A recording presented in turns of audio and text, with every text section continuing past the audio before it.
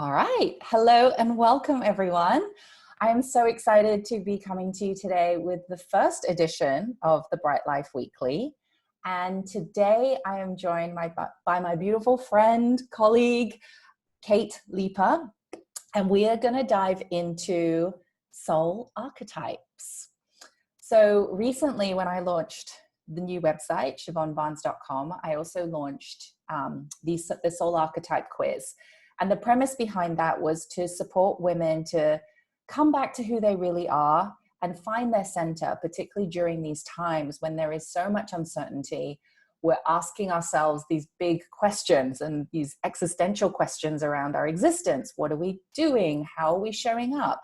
And so these soul archetypes are really a gateway to come back to who you really are before the world told us who we should be. And it's really about busting that box that we've been conditioned to believe we have to abide by. And I call that narrative in that box the perfect woman imperative. And my goal is really to support us to start to look at, where is this narrative playing into our lives? And how can we start to move through, out the other side, and find our own sort of sense of strength? And so Kate has taken the Soul Archetype quiz, and I've had the pleasure of knowing Kate for a few years now. And she is the Storyteller archetype. And so if you haven't taken your archetype, by the way, I should say, make sure you head over to the site and take the free quiz, enter your details, and you'll get a really comprehensive guide to support you in stepping into that. But today I wanted to get Kate on and have her talk through her archetype, because it's one thing for me to talk about it, but I think it's quite another for somebody else to share their experience. And so with that, I would love to introduce Kate. And Kate, do you want to tell us a little bit about you, what your archetype is, and just say a quick hello? I'd love to. Thanks for having me, Shiv. It's such a pleasure. And let me just say, these soul archetypes are so rich, and I love archetypes. I use archetypes. I find them just such a powerful gateway into exploration and knowing ourselves. So yes, these archetypes you have created are just such a powerful tool. And I am the storyteller, which it's duh for me, really, particularly at this point in my life where I've really, really embraced those archetypal qualities in me. Although I relate to so many of the ones that you've created, the storyteller just felt like so affirming and exciting, because there's so much depth to that. And so for me, the storyteller archetype is absolutely rooted in it's about expression, finding my voice, my authentic expression in a really radical way.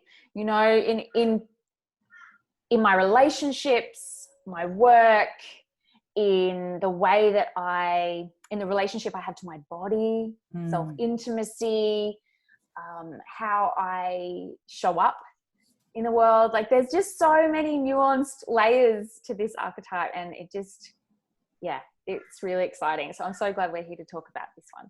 Oh, so excited. And the storyteller archetype, you've raised so many good points here, Kate, that I just want to highlight for everybody. Like, archetypes are actually, you might identify with many different archetypes, and that's normal, right? We're not here to fit into a box. And that's the last thing I want to do with these archetypes, is say, you are the storyteller, you must be this way. No, it's like you get to take what works and leave the rest. But with these archetypes, it's really your kind of like your default setting. It's where you live most naturally and most comfortably. And that's how the world actually sees you and perceives you as well. And so you also raise another great point, Kate, which is like, you might feel really connected to your archetype right now, or it might be something that you develop into. So, you know, the storyteller archetype is about expression. It's about inward expression and outward expression. It's about communication. It's about being in flow with that expression, however it may be, like in your body and your clothes you wear, your relationships. And it's also, this archetype is very much the teacher archetype. And I know, Kate, you used to actually be a teacher. So it's really interesting and now it's morphed into another kind of version of teaching that, feels quite different. Yeah. And it's so interesting how, we might have insights or have already tapped into our soul archetype intuitively, because it is so much a part of ourselves, and the depth to which we can really embrace and embody it and go deeper with these archetypes is super powerful. And the other thing that you shared, which I really wanted to highlight, is that these archetypes are a being side of you. They're what you carry with you in all the roles and all the hats that you wear. So whether you are a boss, an employee, a manager, a partner, a parent, it's the being side that you can't switch off. I think we live in a world where we're told we have to be a certain way. So in the boardroom, we have to be direct and communicate a certain way. And, with our kids, we depend on what your philosophy is, like you have to be a certain type of parent. But when you can come back to your archetype, actually, there's no shoulds here. It's just leaning into your natural disposition and your way of being. So that's why I believe the soul archetypes are so powerful, because they're just coming back to who you are. So you don't have to try and be a certain way. And I actually think it like bursts that, that imposter syndrome that, oh, am I doing it right? Should I be doing this? It kind of just takes the steam out of that. And you're just like, well, this is how I'm going to do it. I'm going to throw that rule book out, and this is how I'm going to show up, which I think is so liberating and powerful. Such amazing permission, really. It's like whatever another person is doing and whatever their zone of genius or their, soul archetype might lend them, how it might lend them to show up in their world may be so different to you. And you may see them and really respect and admire what it is they do. But then also when you tune into what your gifts are, it makes it much easier to kind of just leave that comparisonitis, at the door and say, well, that's beautiful for them, because that is, as you say, that's them leaning into their truth. So how do I lean into mine? And I just find that, that permission and that opportunity is absolutely liberating. Yeah, totally. And I think when we own our own archetypes and our own gifts, we can learn and be inspired by other archetypes. So personally, I've been so inspired by your expression, because for me, that's been such a challenge for a number of years. I'm like internally very expressive, but the outward expression is really challenging. And so, that's the gift of the archetype. When Kate is shining and doing her thing, it actually really inspires me to go, oh, what's my voice and what's my message, and how can I do that? Not like I have to do it her way, but what does my flavor look like when I'm outwardly expressed? So don't forget that your soul archetype and you expressing it is exactly that, giving permission for others to claim their own. And so that's such a beautiful point. I love that. So tell us a little bit about your work. So you used to be a teacher. You were already in this archetype. How has that morphed into the work that you're doing today? I'd love for you to share with everyone. It's really interesting, actually, because as you were just sharing before around, it's almost like my belief is that with archetype work as well, depending on where we're at and with each stage of our life, we are plugged in to these archetypes differently, and they may or may not be ready to really evolve and be, you may not be ready to embrace them necessarily, because there's other stuff, there's other gifts in you that perhaps they're a priority, it's these layers, the onion. Oh yeah. So when you asked me to reflect on my work and my journey, I think that's really important. And it almost comes back, because when I got this storyteller archetype and, we'd planned this chat, I really thought, well, when did I really become aware of the seed of this archetype, in me? And truthfully, I was writing stories from the moment I could, pick up a pencil.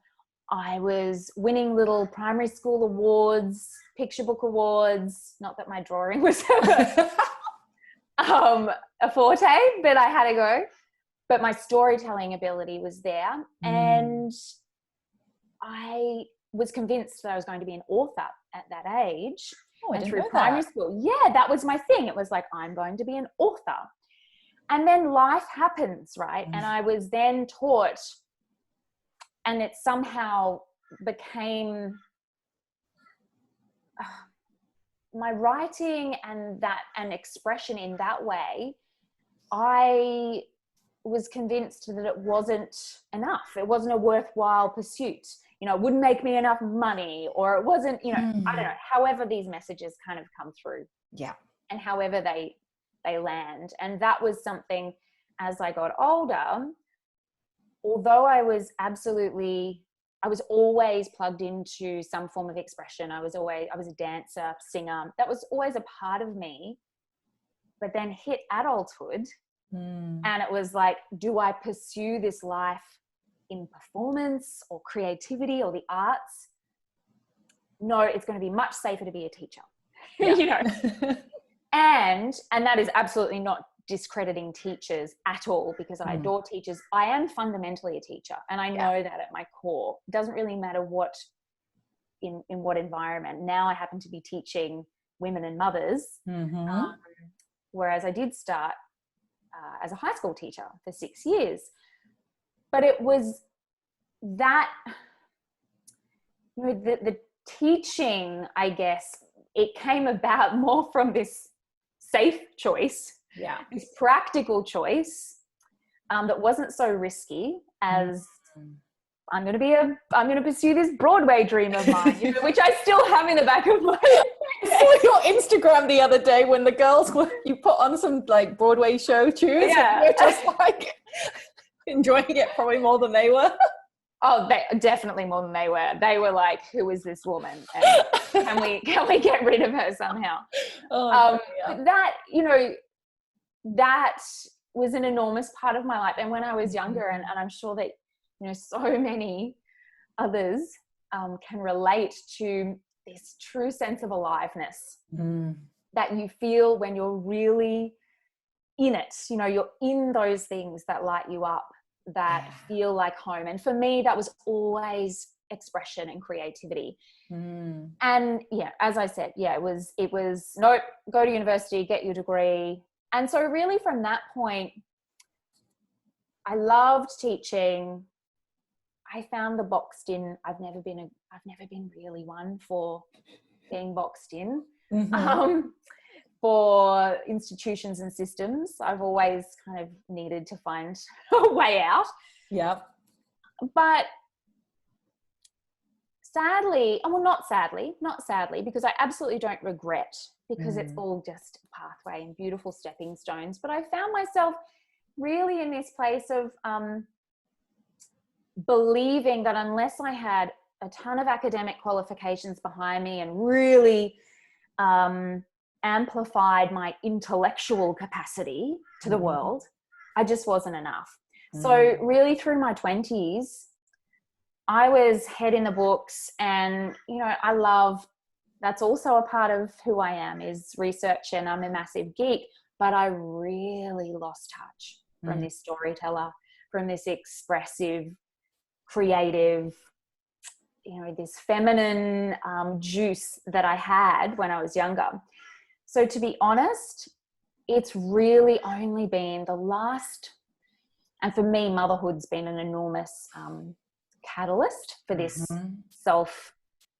this coming home to who I am. But really the last couple of years,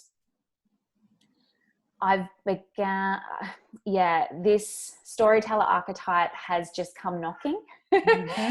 And she's reminding me, you know, this is your truth here. This is your zone of genius and expression, finding your voice, teaching others to find theirs, knowing who you are from this really whole, full, rich place of out of the box. This is where you've got to go. Yeah. And so honestly, if I'd taken your quiz 5 years ago, I don't think I would have got it. I wouldn't, because I wasn't in that chapter of knowing myself. And it's such a journey. And so when, you know, when I took your quiz last week, whenever it was, and I was like, that is so right now. And I was so honest with all my answers, and you know, rather than thinking, oh, what should I say here? Yeah, exactly. How do I want? What archetype do I want? Exactly. I just did it, and then when I came up with that, even though I was like, oh, interesting, it was like, yeah. So it's been a huge journey. A huge journey, and I just find it so interesting that you were really deeply connected to this archetype actually when you were a little kid, and that was your normal. And throughout your journey, despite, I know you said you went into teaching because it was like the safe path, and I think a lot of people listening to this will resonate. I definitely did the same thing as well. For me, it wasn't so much learning. It's, you know, I'm definitely not the expressive showgirl, like, whoa, look at, you know, the singing type. Not yet. You inspire me, Kate. Watch me in 5 years' time. I'll be like, you'll have to like try and control me. But I think that, we do know these seeds from a really young age. And it is that like practical box that we kind of get narrowed into. And it's the good girl that we have to be at a young age. And then it morphs into the perfect woman when we're older. Yeah. And I love that you said like 5 years ago, if you'd taken the quiz, it would not have resonated with you. And that's my hope actually, for people to take the quiz and be like, I don't know. And just to plant that tiny little seed and that tiny little possibility that there is something to look at here, so that you can start to, like you say, peel the onion. It's no accident.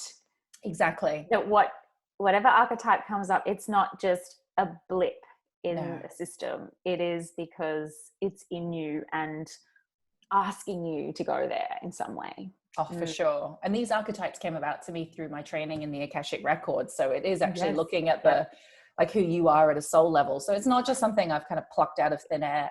And it's also, although the Akashic Records still boggles my mind. I'm like, how the heck does that work?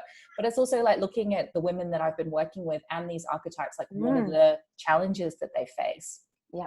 So I know you use archetypes in your work, Kate. So do you want to tell us a little bit about how you use the archetypes, and also a bit more about your work with teaching people to find their voice and their expression and all the beautiful things? Thank you for asking. It's archetypes. As I said, I love working with them because they're also fun. You know, they're like, we all kind of have this intrigue around, oh, who am I? Let's do this. You know? So in my work, I work specifically with those identifying with women and mothers, particularly. So mothers with children of any age, or nurturers, actually. You know, some of the women, they are caring for others in ways that they've recognized they really need extra support. So that spectrum's kind of widened recently. But this dropped in so clearly for me, breastfeeding. She's almost 4, but when she was 1, it was 3 a.m., you know, in the pitch black of night, as I was breastfeeding her. And I just had this overarching, you know, my business is called the Diamond Women Project. And I didn't realize then, but as these archetypes began to come to me, there were 8 of these archetypes. And it became so clear that they were essentially the facets of the mother. You know, so I work with archetypes a little bit differently in the sense that the 8 facets of the mother that I've identified, and there are a billion other facets, but these are 8 that really rang true for me personally, and also the women I've worked with, and just in a really collective an archetypal kind of energy. And And I work with them in a way that doesn't necessarily identify you as a particular archetype. Yeah. Although naturally we will gravitate towards the qualities, the energy of maybe 1, 2, or 3. Usually what I say is to just feel into those archetypes that feel really comfortable. Feel like, oh yeah, that's me. Whether or not that's on a conscious or unconscious level is to be, that's interesting. And then often there'll be a couple that are like, they ignite some intrigue. There's like, oh, that's a facet of me that feels a little bit uncomfortable, like a real edge. But I want to know her. I want to explore that.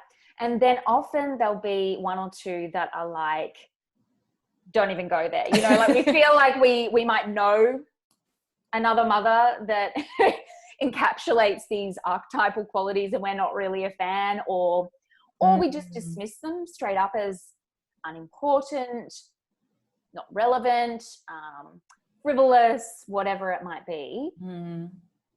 Often it's those ones that I suspect that's where we've got to go at some point.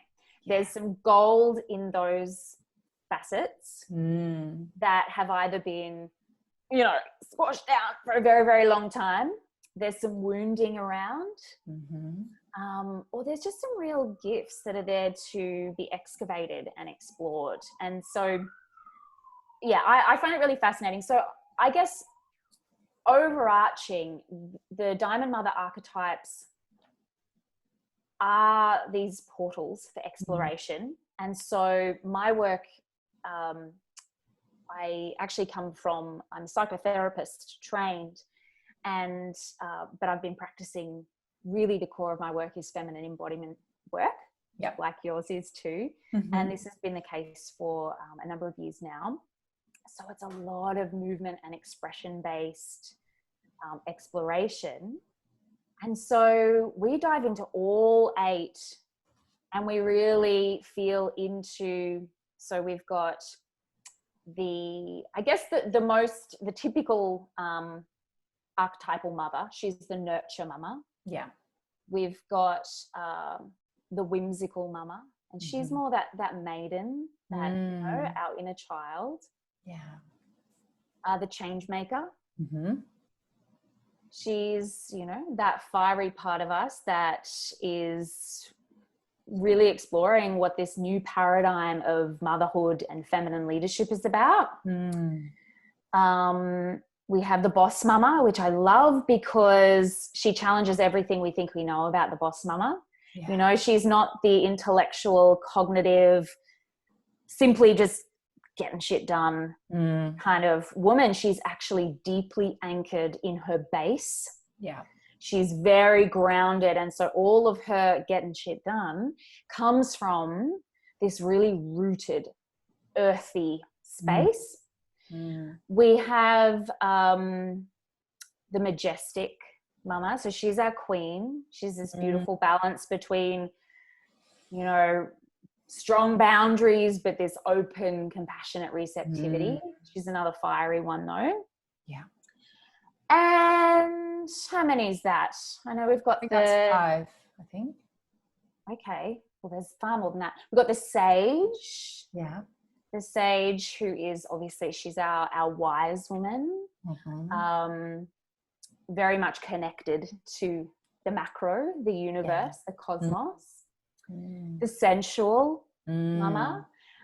She is so much more than, she's not necessarily about your sexuality, although she's a really potent gateway into exploring yourself as a sexual being. She's so much more about really tuning into your senses as this feminine creature, and what sensuality and pleasure is actually like, not what we're sold. Yeah. And the wild mama. So she's often one that women are like, oh God. Ooh, yeah.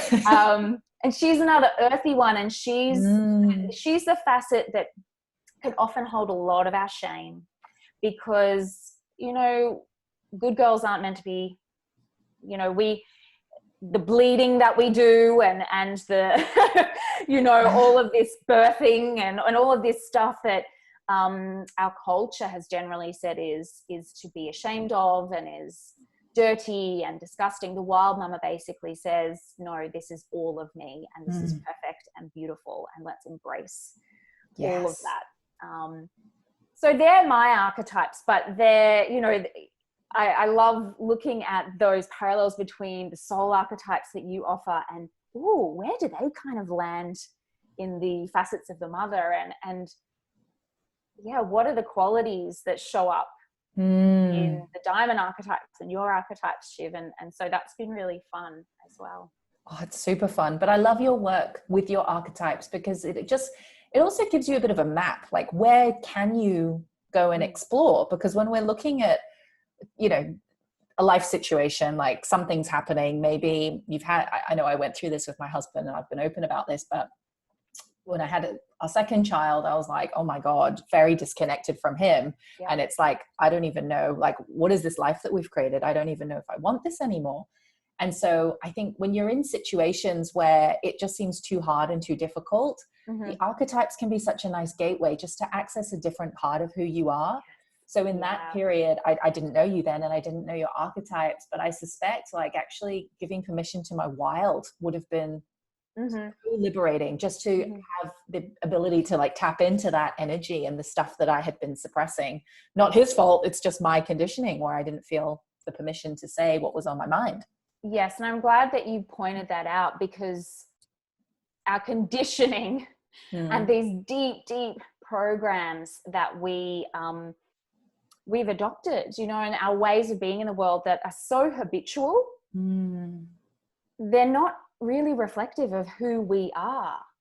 And so we can go into therapy until the cows come home and talk about our experiences and our traumas, but deeply knowing ourselves and embodying and exploring and awakening these parts of ourselves, I mean, this is where the shifts really happen. This is where we're literally rewiring pathways away from our conditioning and into our sensory experiences, into the narratives we want to write, not the ones that have been written for us. So that's what I find most exciting, and I love witnessing, particularly, you know, these mothers I work with coming back and just saying, I've never felt myself in that role before, you know, whether that be, let's say they're playing with the majestic mama and all of a sudden they're really spending some devoted time into tuning in. And there's various ways that we do that through practices and explorations, but all of a sudden there's these aspects of self that are emerging that feel like coming home. Yeah. But also this, like, it's really unusual. I'm walking through the world with this different posture and this ability to express in a new way. And where's that come from? You know, it's like, well, it's always been there. Exactly. Surprise! Yeah. And I think you bring such a good point as well, like in terms of how we access these archetypes. I think you and I, Kate, are very similar. Like you had the psychotherapist background and the teaching, which can be quite linear. I came from the corporate background, which is also very linear. And you know, we can analyze something and go back to what happened in our childhood, or, you know, what is the story we're telling ourselves, and we can continue to intellectualize.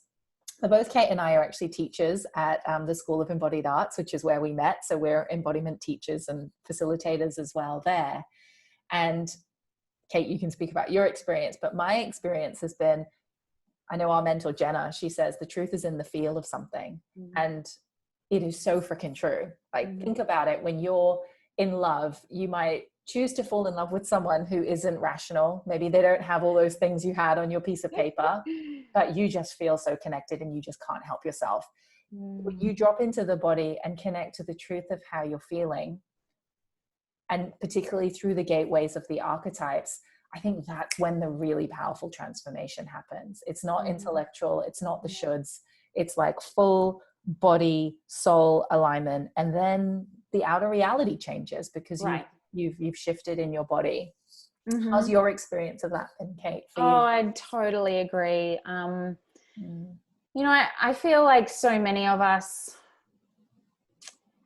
this work around intuition and hearing our body's wisdom, we are, that is taught as secondary to our intellect generally. And so, but I still feel as though most of us, we still hear our intuition. We just don't choose to acknowledge it. Yeah. We just override it. Because totally it's frightening, actually, to Oh, follow what our body knows is true, then asks us to make decisions that can feel wildly, on the spectrum of wildly uncomfortable to like devastatingly destructive. Because when we really hear what we know to be true, that can put everything into question, what we're doing for our work, what our relationships, who we're married to, all of these things. And this is not to say that, we have to just throw babies out with bathwater and things like that. This work, the work that we do, and I'm a huge, huge believer and proponent of embodiment work and somatic work, any work where we're I guess working with the nervous system. It's about titration. It's about this slow, steady, gradual, building. And when we can do that and really tune in and give ourselves permission to take our time and to just be compassionate and to just, do what feels okay and enough and just push against those edges gently, then all of a sudden, a year would go past and we look back and just think, holy dooly, where have we come? I'm so much more expansive, and the journey that I've taken and even the relationship that maybe didn't feel good, how that has evolved simply because I'm plugged in. The way that I was mothering that didn't feel good. Wow. The connection I now have with my kids, or how my work or my purpose is starting to unfold. The body doesn't lie. So we must start with just gently giving it permission to speak, but then also trusting it is a whole other ball game. So, and I have no doubt, Shiv, we have these conversations. It's not like somewhere you just arrive at like, great, I'm so embodied and now everything's just so easy. And it's a way of being and living and evolving this relationship to our body. So true. Yeah. And opposite of what our society and conditioning would tell us. It's like, let's fix it, heal it now, move on, get more shit done. And I think that's why it's so hard to actually step into transformation, because if you listen to your intuition and it tells you something scary, like you said, you can't all of a sudden just, okay, I'm going to quit my job, quit that relationship, move to India and like stay at an ashram and leave my kids behind. No, it's not realistic. You've got to slowly feel into what's your truth. And it might not be something so drastic that you have to do anyway. That's right. It is really the being. And so, my philosophy is that the point of life is not actually to be happy. It's actually to be able to lean into all the experiences and feel them and experience them for what they are. Because we are here in a human body. We're going to deal with shit. This is it. Some of us obviously have more challenging situations. I mean, I'm coming here from a place of privilege. So for anyone who's listening, who's had trauma and is in a challenging situation, I'm not trying to diminish any of that. Like, your experience is totally valid and, real. And I think that when we can have these tools to drop into the body and access those parts of ourselves, we have more resources to face whatever is in front of us in life. Yes.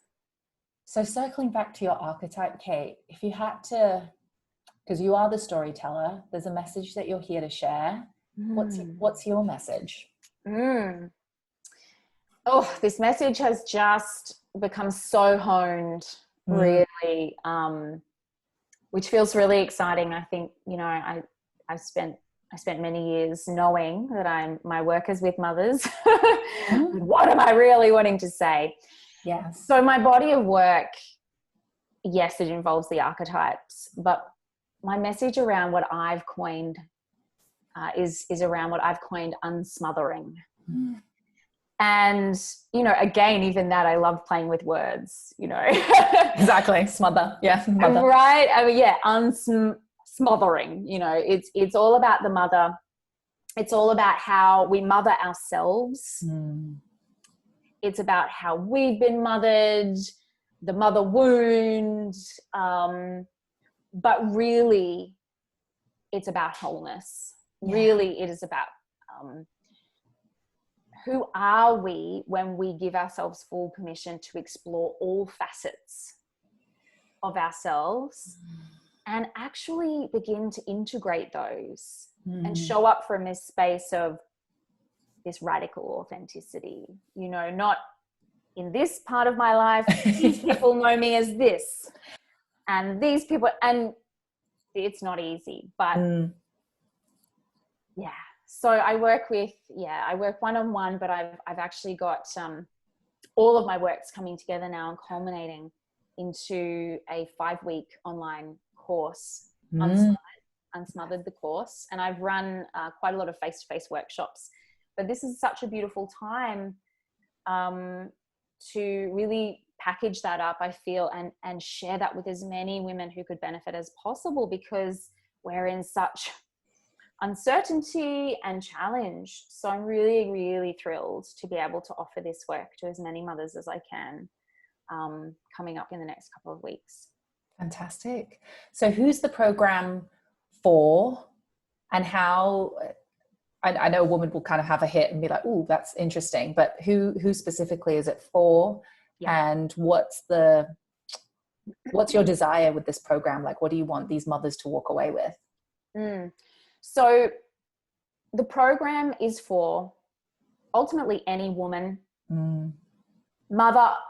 You know, we do use the mother archetypes, but again, it's so much more about mothering the woman than it is about necessarily being a biological mother. Yes. Mothers or nurturers who, and I you know, I talk about this, who really have come to this place of doneness with pretending, with being in the little box, with being told, you know, or feeling shame around all of who they are. And so if you're really on that path to burnout, you're trying to be the good mother all the time, you feel as though there's so much of you that you've left behind, or you're unsure how to really reintroduce, you've lost that real allyship with your body, or perhaps you've never really found that, and you're just really ready to embrace this magic of your feminine form, then Unsmothered the course is an opportunity to plug into a framework that will, it's my hope, that will really illuminate the bigger picture, you know, the systemic structural challenges that we've been up against, how we have been conditioned and programmed, and what really we need to unlearn before we learn. So that's really important. You know, there's classes that will go through my framework that talks about unlearning ownership, expression, and devotion. And to link all of that, and to, I guess, to be able to experience these conceptual ideas in our body, I have the Diamond Mother archetype resources. And so that's all about, you know, some movement practices, some meditation, some play. It's about really playing with these archetypes within that structure of discovery and dismantling.